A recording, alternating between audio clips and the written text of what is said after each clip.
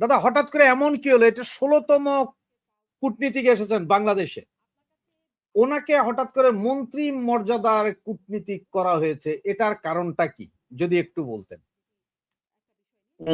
প্রথম যিনি হয়েছিলেন হাই কমিশনার, তিনি কিন্তু মানে অবসর নেওয়ার পরে তাকে ইন্দিরা গান্ধী পাঠিয়েছিলেন, এবং তিনি কিন্তু মন্ত্রী পর্যায়ে ছিলেন, মানে 71। ভেবে দেখুন সময়টা। আমি জানি না বাংলাদেশের জন্য দ্বিতীয়বার 71 আসছে কিনা, কিন্তু আহ দ্বিতীয় জন যিনি মন্ত্রী পর্যায়ে, এটা থেকে বোঝা যায় যে ভারত বাংলাদেশকে অত্যন্ত গুরুত্ব দিতে চায়। তাদের যে প্রতিবেশী প্রথম নীতি, সেই নীতিতে বরাবরই ছিল বাংলাদেশ প্রথম। মাঝখানে কিছু সময় বাংলাদেশ হারিয়ে যাচ্ছিল ভারতের প্রথম প্রতিবেশী নীতি থেকে, সেটাকে আবার তার পুনরায় একই রকম পুনঃস্থাপিত করা, যাতে প্রতিবেশী প্রথম হিসেবে ভারত বাংলাদেশের সঙ্গে সখ্যতাই বলুন, মৈত্রী বলুন, সম্পর্কের আদান প্রদানই হোক, সেগুলো যাতে আবার পুনরায় আগের মতো যেরকম সোনালী অধ্যায় ছিল সেরকম যেন হয়। আর হবে কি হবে না সেটা তো ভবিষ্যৎ বলবে। কূটনীতি ছাড়া একজন রাজনীতিবিদকে পাঠানো এবং তাকে মন্ত্রীর মানে পূর্ণমন্ত্রীর মর্যাদা দেওয়া, এর থেকে বোঝা যায় তার গুরুত্ব অন্য অনেক কূটনীতিবিদের থেকে।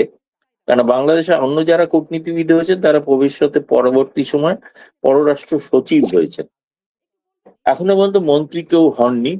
হ্যাঁ, মন্ত্রী কেউ হননি।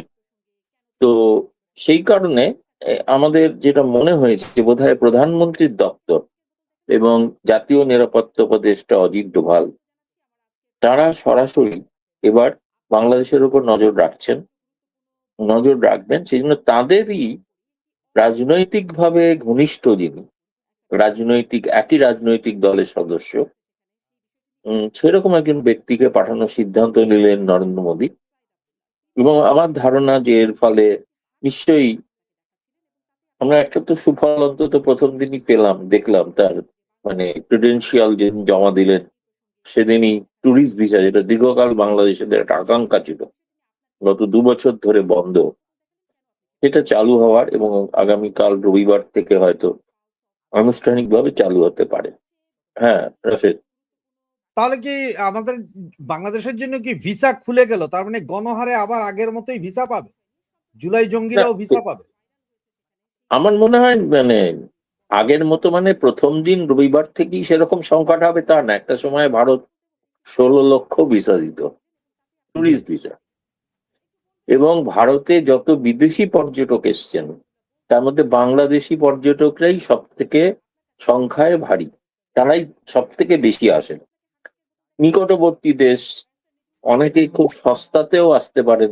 এখন নতুন যে ট্রেন হয়েছে বেনাপোল পর্যন্ত পদ্মা সেতুর ওপর দিয়ে, সেখান থেকে এসে সীমান্ত অতিক্রম করার পরেই খুব অল্প খরচে, আজকে দেখলাম ফেসবুকে লিখেছে যে আমার 50 টাকা অটো ভাড়া দিয়ে আমি পৌঁছলাম বনগাঁ স্টেশনে, তারপরে সেখান থেকে 20 টাকা ভাড়া দিয়ে আমি শিয়ালদা পৌঁছে গেলাম। দাদা আপনি একটা বিমানে আসার থেকে তো কলকাতা স্বাভাবিক এই কারণে যে কলকাতায় ভাষা, খাদ্য, দুটো একটা সাযুজ্য আছে দুটো এলাকার মধ্যে, মানে বাংলাদেশ বা পশ্চিমবঙ্গের মধ্যে বাঙালিদের মধ্যে, বা ভারতের অন্যত্র যাওয়ারও একটা সুবিধা হয়ে গেল। কারণ বহু পর্যটক কিন্তু উত্তরবঙ্গে বেড়াতে যেতেন।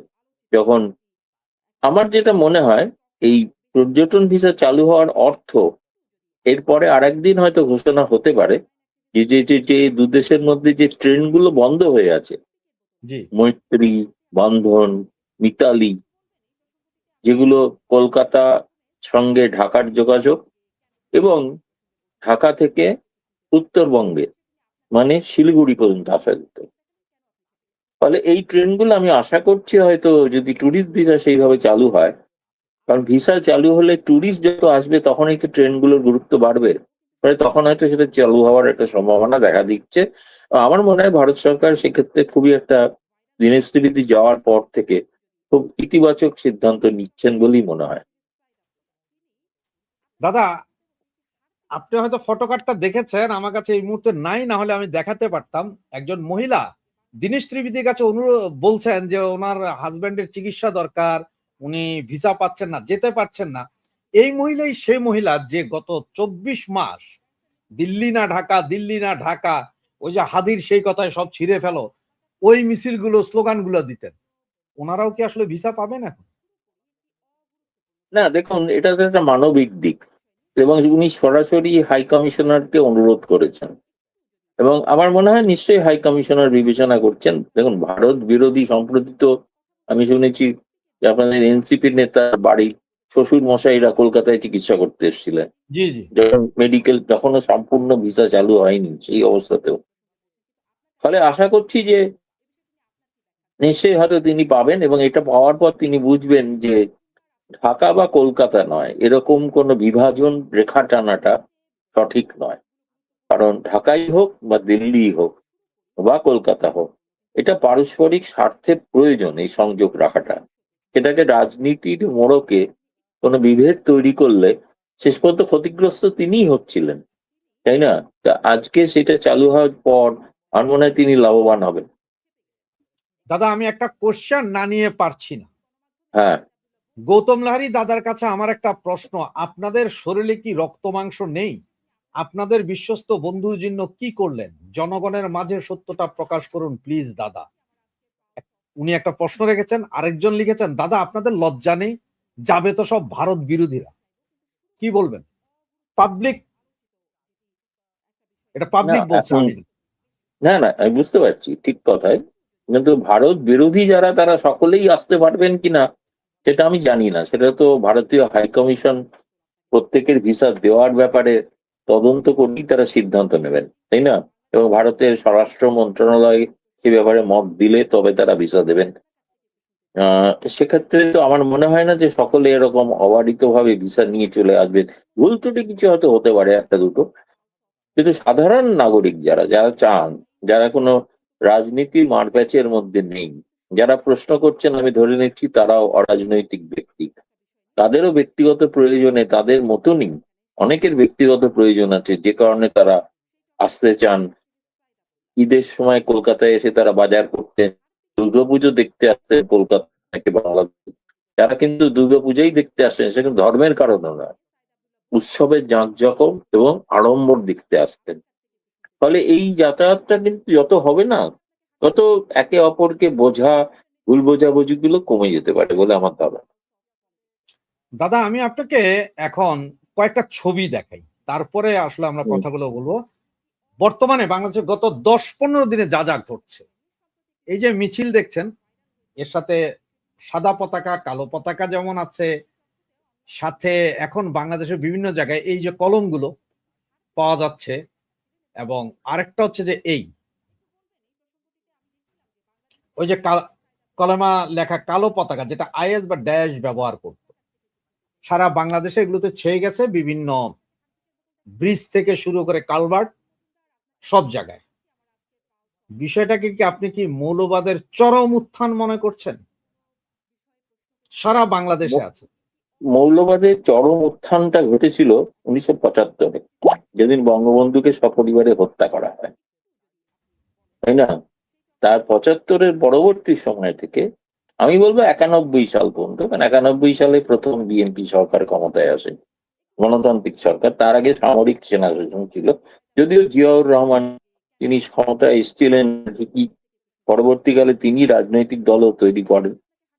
কিন্তু সেই সময়তেও কিন্তু মৌলবাদের উত্থান ছিল, এবং মৌলবাদ কিন্তু বাংলাদেশের রাজনীতিতে বরাবর আছে।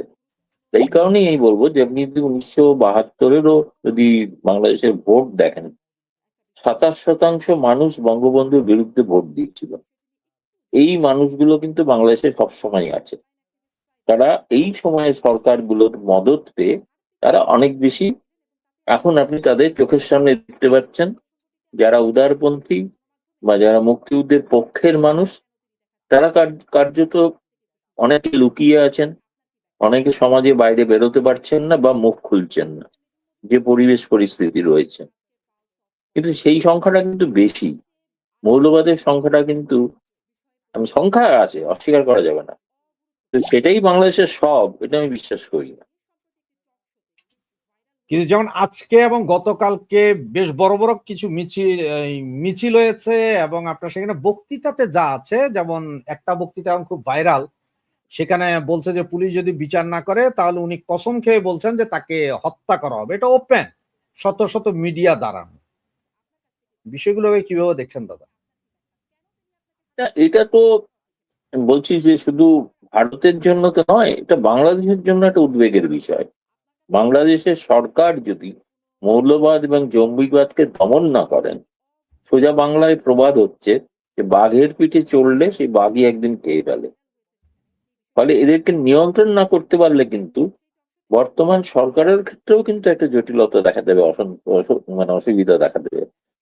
ফলে তাদের নিজেদের স্বার্থে গোটা বিশ্বের কাছে তাদের ভাবমূর্তি উজ্জ্বল করার জন্য এই জঙ্গিবাদকে রোখার তারা পদক্ষেপ নিচ্ছেন। সেটা দৃশ্যত যেন দেখা যায়, সবাই যেন দেখতে পায়।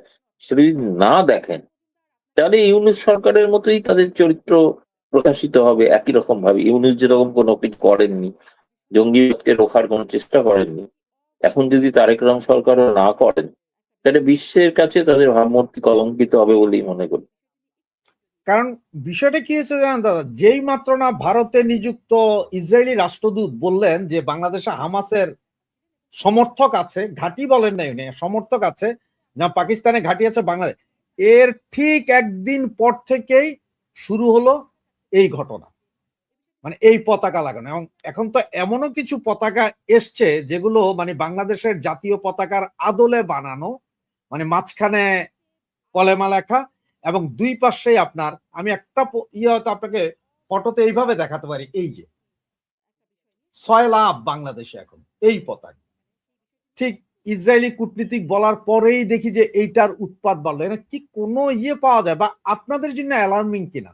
আপনার তো পার্শ্ববর্তী রাষ্ট্র অবশ্যই, আমাদের। অবশ্যই অ্যালার্মিং, অবশ্যই অ্যালার্মিং।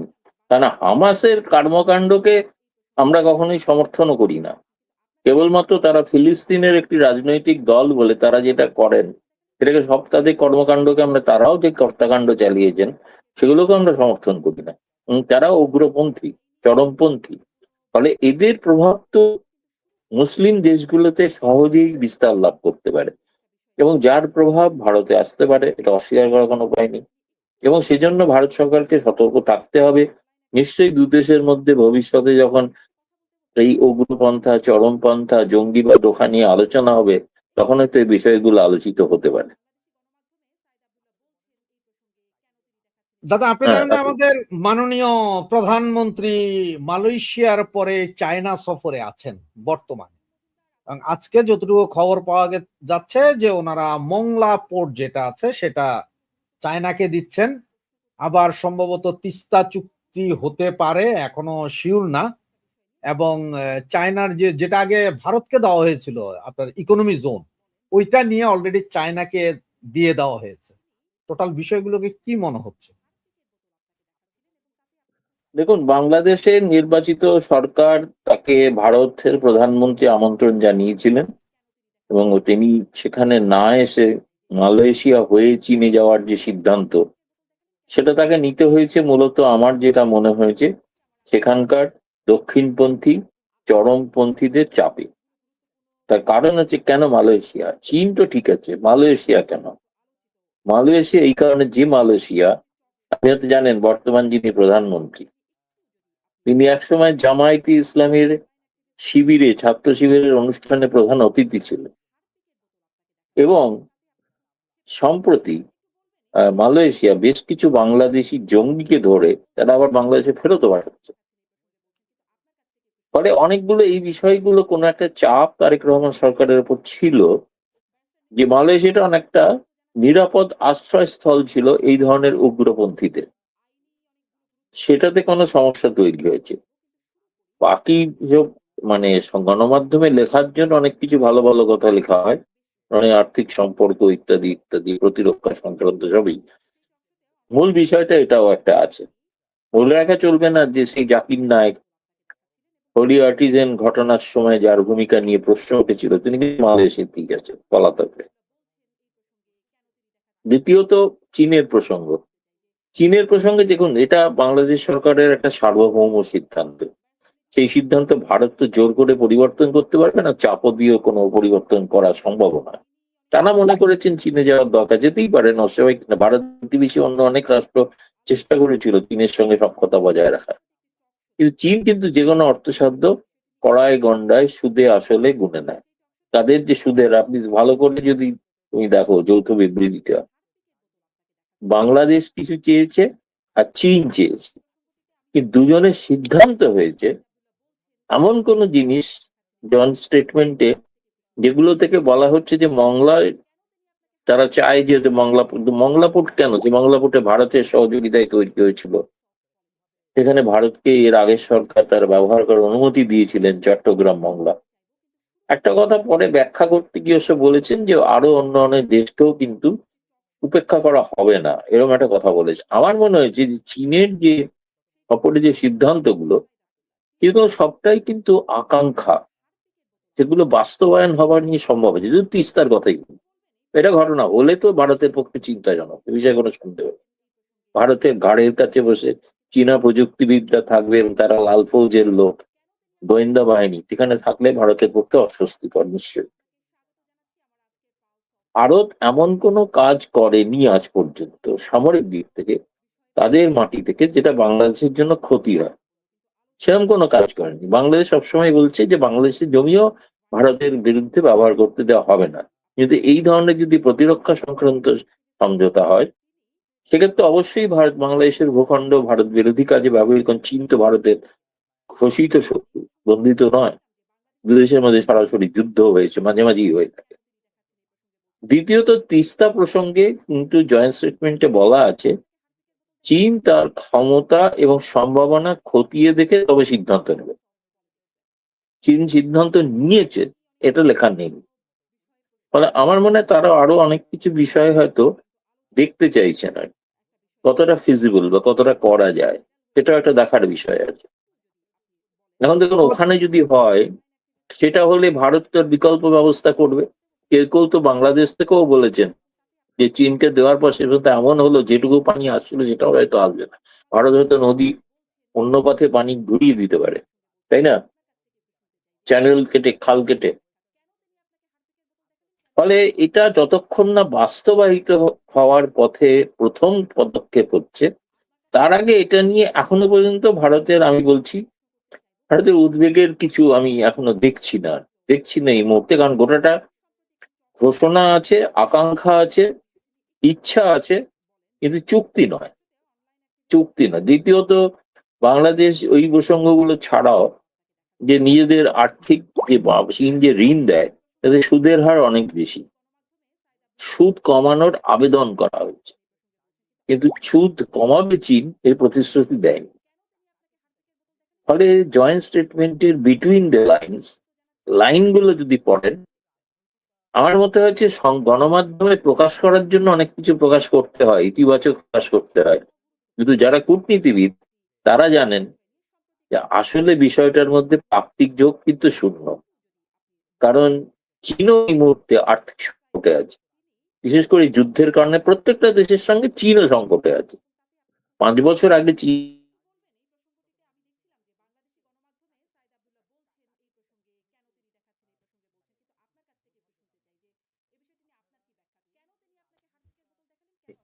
সম্ভাবনা এবং আমাদের সক্ষমতা বিচার করে সিদ্ধান্ত নেব, এই লাইনগুলো আগে বলা হতো না, এগুলো এখন বলা হচ্ছে কারণ আর্থিক সংকট। এসিজেড এর প্রসঙ্গে, এসিজেড তো ভারতকেও দেওয়া হয়েছিল, সেটা কোনো কারণে বাস্তবায়ন হয়নি। চীন রীতিমতো একটি ব্যবসায়িক দেশ, তারা কড়ায় গন্ডায় সবকিছু বুঝে নেয়, এবং সেক্ষেত্রে কিন্তু যে পরিমাণ ঋণের বোঝা বলা হচ্ছে, এগুলো তো ঋণ, কোনো দান নয়। এই ঋণকে তো বাংলাদেশের মানুষকে বইতে হবে, তাই না, তার একটা দাম দিতে হবে প্রত্যেক। সুতরাং কতটা বাংলাদেশের জন্য লাভজনক, সেটা একটা কারণ। মূলত দেখুন, চীনে আসার মূল উদ্দেশ্যটা ছিল ওয়ার্ল্ড ইকোনমিক ফোরামের দাভোস সামিটে যোগ দিতে।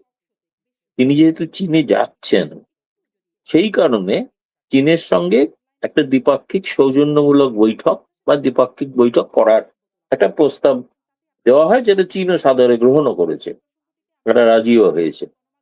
কিন্তু কোনো কোনো চীনা সংবাদপত্র আমি শুনেছি লিখেছে সম্পাদকীয়তে যে ভারত কেন নির্দেশ দেবে বাংলাদেশ কি করবে। ভারত কোনো নির্দেশ দেয়নি। আপনি যেখানে বেশি যান না, চীনে যাবেন, কোথাও যাবেন, সেখানে যান, কে বারণ করেছিল? একসময় তো মলদ্বীপও গিয়েছিল, শ্রীলঙ্কাও গিয়েছিল, লাভ হয়েছে। শেষ পর্যন্ত তাদের আর্থিক সংকটে, তাদের অন্য সমস্যার সমাধানে ভারতকেই আর্থিক সাহায্য করতে হয়েছে। আজকে তারা প্রত্যেকে ভারতের মুখাপেক্ষী। সুতরাং ওটা অবস্থার নিরিখে ভারত হচ্ছে আপনার অনেকটা পরিবারের মতো, তাই না? আর আপনি চীনের, আমাকে একজন প্রাক্তন হাই কমিশনার বলেছিলেন, যখন এই প্রশ্ন উঠেছিল বারে বারে আপনারা চীন যান, মানে এই হচ্ছে শেখ হাসিনার সময়, উনি তখন বলেছিলেন ভারত হলো আমাদের ভাই, ভাইয়ের কাছে সাহায্য চাওয়া আর ব্যাংকের কাছে সাহায্য চাওয়ার মধ্যে ফারাক আছে। চীন হলো ব্যাংক, ব্যাংক থেকে ঋণ নিচ্ছে, সেটা তো ভাই নয়। সে যে চীন বাংলাদেশকে যুদ্ধে স্বাধীনতায় বিরোধিতা করেছে, যে চীন স্বীকৃতি দিতে দেরি করেছে, বঙ্গবন্ধু হত্যাকাণ্ডেরও নিন্দা করেনি, সেই চীন হঠাৎ গোটা বাংলাদেশিদের প্রেমিক হয়ে যাবে, এটা ভাবাটা যারা ভাবছেন তারা ভুল ভাবছেন। কারণ চীন বন্ধু হবে ওই জামায়াত ইসলামী চরমপন্থী এদেরই। আর একটা প্রসঙ্গ হয়তো জানি না, তুমি হয়তো তোলনি, আমি বলছি যেটা দেখলাম, যেটা চীন আর একটা প্রস্তাব দিয়েছে শি জিনপিং এর সঙ্গে বৈঠকের পর, সেটা হচ্ছে বাংলাদেশ মিয়ানমার হয়ে চীন রোডস এন্ড, পর্যন্ত একটা হ্যাঁ একটা ওটা যোগাযোগ তুলতে হবে ব্যবস্থা। নাকি? তা এই যোগাযোগ হলো চীনের পুরোনো প্ল্যান ছিল বেল্ট রোড ইনিশিয়েটিভ, যেটাতে শেখ হাসিনা সরকার প্রথমে যোগ দিয়েও পিছিয়ে এসেছিলেন, যেটা বাস্তবে অসম্ভব।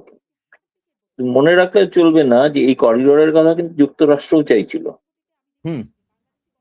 ফলে শুধু ভারত নয়, এই পদক্ষেপ নিতে গিয়ে কি যুক্তরাষ্ট্র, যার কাছে ঋণী থাকা উচিত তারেক রহমান সরকারের, ক্ষমতা পরিবর্তনের যে ঘটনার নেপথ্য যে শক্তি, তাকে উপেক্ষা করে থাকবেন কি? 2001 থেকে 6 যদি ইতিহাস পড়ে দেখেন, পুরনো ইতিহাস, 1 থেকে 3 চমৎকার চলছিল, ভারতের সঙ্গে সুসম্পর্ক ছিল। যখনই চীনের সঙ্গে ঘনিষ্ঠতার তীব্রতা বাড়লো, দেখুন 3 থেকে 6 পরে খালেদা জিয়া সরকারের শেষ পর্যন্ত পতন ঘটলো, তাই না? পতনে ঘটানোর জন্য মানুষের ক্ষোভ এত বেড়ে গেল। আমি জানি না সে সময় তো আমেরিকার নেপথ্যে কোনো ভূমিকা পালন করছে না। আপনারা জানেন অনেক পুরনো যারা বাংলাদেশের রাষ্ট্রদূত ছিলেন, মার্কিন রাষ্ট্রদূত, তারা অনেকে বলেছেন সেই সময় বা পরবর্তীকালে, তাদেরগুলো উইকিলিক্স থেকে আমি দেখেছি, তারা চেয়েছিলেন খালেদা জিয়া সরকারের পতন ঘটুক, তারা চেয়েছিলেন শেখ হাসিনা সরকার আসুক। ফলে চীনের সঙ্গে সখ্যতাটা এই জিও পলিটিক্সে, চীন এমন একটা দেশ না, কিন্তু কয়েকদিন আগে ট্রাম্পকেও স্বাগত জানিয়েছে, তাই না? এমন একটা দেশ, সেই তার নিজের স্বার্থে চলে সত্যি সত্যি, এবং সে যদি দেখে কোথাও তার স্বার্থে আঘাত লাগছে, তাহলে কিন্তু সে কিন্তু হাত তুলে নেবে, সে আপনার পাশে থাকবে না। সে চীন সেই ধরনের, চীন হচ্ছে আপনার ব্যবসায়িক বন্ধু, চীন আপনার প্রাণের বন্ধু নয়, চীন আপনার রক্তের বন্ধু। রক্তের বন্ধু যে, সে আপনার সংকটে, অসুবিধা হতে পারে, মতবিরোধ হতে পারে, অনেক কিছু হতে পারে, কিন্তু সে কিন্তু আপনার সংকটে থাকবে, এটুকুই বলতে পারি। দাদা, ঠিক যেই মুহূর্তে তারেক জিয়া গেলেন চীনে, সেম একই সময় আপনার অজিত দোভালের সাথে চীনের যেই আপনার ন্যাশনাল সিকিউরিটি অ্যাডভাইজার বা ওনাদের বৈঠক। এইদিকে বাংলাদেশে আসলেন নতুন কূটনীতিক, যাকে মন্ত্রী মর্যাদা দেওয়া হলো। আমেরিকা সরাসরি সর্বপ্রথম, সম্ভবত এটা খুব দ্রুতই আমেরিকান অ্যাম্বাসেডার শুভেচ্ছা জানালেন, এবং আরো একজন কে জানি শুভেচ্ছা জানিয়ে টুইট করেছেন। কাহিনীগুলো কি মনে হচ্ছে? দেখুন, এখানে ব্রিক্স এর ন্যাশনাল সিকিউরিটি অ্যাডভাইজারদের বৈঠক ছিল। চীনের পররাষ্ট্রমন্ত্রী তিনি পরবর্তীকালে দ্বিপাক্ষিক বৈঠকও করেছেন, এবং আহ, তিনি পররাষ্ট্রমন্ত্রীও। এটা ভেবে রাখা দরকার যে যখন যে মুহূর্তে তারেক জিয়া চীন সফর করছেন, পররাষ্ট্রমন্ত্রী, যিনি চুক্তির বিষয়ে গুরুত্বপূর্ণ ভূমিকা পালন করেন, তিনি কিন্তু নেই। ফলে চুক্তিগুলো না হয় ওটা সমঝোতা হয়েছে কিছু, আর চুক্তি নয়, চুক্তি বলে চালানো হচ্ছে আসলে সমঝোতাপত্র, এমইও। এগ্রিমেন্ট নয়, যদিও খুব যে বিরাট ডিফারেন্স থাকে তা নয়, কিন্তু তাহলেও টেকনিক্যালি তো ঘটনা যে চুক্তি নয়, ওগুলো মৌ। হুম। এবং একই সঙ্গে চীন নিশ্চিতভাবে যদি দ্বিপাক্ষিক আলোচনাও হয়ে থাকে, তারেক জিয়া চীন সফরে কি কি হতে পারে হতে পারে না সে সম্পর্কে একটা কোনো আভাস তিনি দিয়েও থাকতে পারেন। যে কারণে আমি দেখেছি আমাদের পররাষ্ট্র মন্ত্রণালয় বলছেন না আমরা কোনো মাথা ঘামাবো না, ওটাও যা করছেন উনি গেছেন যান, উনি যেতেই পারেন, সার্বভৌম সিদ্ধান্ত একটা দেশের, উনি তো যেতেই পারেন। কটা উদ্বেগের, আমি গতকাল রাত্রেই আমাদের পররাষ্ট্র মন্ত্রণালয়ের একটা ডিনার ছিল, আমি সেখানে উপস্থিত ছিলাম, সে জিজ্ঞাসা করেছি, তারা বলছেন না না আমরা এসব নিয়ে এখন আমরা অন্য অন্য বিষয় নিয়ে অনেক ভাবছি, এটা নিয়ে ভাবছি না। সার্জি গৌড় তিনি নিজেও একজন রাজনীতিবিদ, তিনিও কিন্তু পেশাগত কূটনীতিবিদ নন, এবং তিনি ট্রাম্পের ঘনিষ্ঠ ব্যক্তি, খুবই ঘনিষ্ঠ, তিনি সরাসরি ট্রাম্পের সঙ্গে কথা বলেন, আর মানে স্টেট ডিপার্টমেন্টের থ্রু দিয়ে না। দীনেশ ত্রিবেদীও রাজনীতিবিদ, মন্ত্রী, তিনিও সরাসরি কথা বলছেন অজিত ডোভাল এবং প্রধানমন্ত্রীর দপ্তরের সঙ্গে, সবসময় পররাষ্ট্র মন্ত্রণালয় দিয়ে নয়। এবং আমি জিজ্ঞেস করেছিলাম আমাদের বয়সে এই মিটিং এর অর্থ কে চাইলেন, বললেন সার্জি গৌড় চাইতে পারে, এবং সার্জি গৌড় চাইলে দীনেশ ত্রিবেদীকে আমরা কোনো মানে আপত্তি করার তো কিছু নেই, দুই রাজনীতিবিদ কথা বলবেন। ফলে যেদিন চীনে তারেক জিয়া, এগুলো তো হচ্ছে কি জানতো, কতগুলো ছেঁড়া ছেঁড়া মুক্তোর মালাকে যদি আপনি এক সূত্রে গ্রথিত করেন তাহলে তার একটা মালা তৈরি হয়। তারেক জিয়া চীনে, সেদিন ওয়াং ই ভারতে। তারেক জিয়া চীনে, সেদিন সার্জি গৌড় বৈঠক করছেন দীনেশ ত্রিবেদীর সঙ্গে। এর মধ্যে কোনো রহস্য থাকলে পুরোটা তো জানা যায়নি, সবটা তো কেউ প্রকাশ্যে বলবে না কি আলোচনা হয়েছে। তারপরেই দেখলাম ভারতের তরফ থেকে সিদ্ধান্ত ট্যুরিস্ট ভিসা খুলে দেওয়া, মানুষের কাছে একটা বার্তা দেওয়া, সরকার নয়। ট্যুরিস্ট ভিসা মানে হচ্ছে মানুষের জন্য বার্তা দেওয়া, যে মানুষের পাশে ভারত আছে, এই বার্তাটা দীনেশ ত্রিবেদী দিলেন। তাতে একটা গুডউইল তৈরি হয়েছে তার সম্পর্কে, যেটা প্রথম দিনে একটু বিভ্রান্তি তৈরি হয়েছিল, কিন্তু এখন অনেক গুডউইল তৈরি হয়েছে। ফলে আমার মতে এই জিনিসগুলো আগামী দিনে লক্ষণীয়, এটা কোন পথে চলে আর সেটা দেখার কতটা। এবং যেটা বললাম আমি, মায়ানমারের যে করিডর, সেটা চীনের শি জিনপিং বলেছেন, বাংলাদেশ সরকার কি ওটাকে অ্যাকসেপ্ট করেছেন এমন কথা লেখা আছে। অ্যাকসেপ্ট, তারা অফারটা পেয়েছেন, অফারটা বিবেচনা করবেন। বাংলাদেশও কিছু অফার করেছেন, সেটা চীন বিবেচনা করবে। সবই বিবেচনার স্তরে আছে, সিদ্ধান্ত কিছু হয়নি। এটুকু এই জন্য বলছি, ভারতের চিন্তা উদ্বেগের কোনো কারণ নেই। যাক, তাহলে এখন এর আগে আমাদের দেশে যে রাষ্ট্রদূত এসেছেন আমেরিকার, তিনি শপথ করে এসেছিলেন যে বাংলাদেশকে বুঝাবেন চীন থেকে দূরে থাকার জন্য, আর সেই জায়গায় বাংলাদেশ এখন চীনের কাছাকাছি চলে যাচ্ছে। এখন কি আমেরিকার ভারত এক জায়গায় চলে আসছে আর চীন আর বাংলাদেশ আরেক জায়গায় চলে যাচ্ছে? চীন আর বাংলাদেশ যদি এক জায়গায় চলে যায়, সেটা কিন্তু বাংলাদেশ সরকারের পক্ষে সমূহ বিপদ, এটুকুই বলতে পারি, সমূহ বিপদ।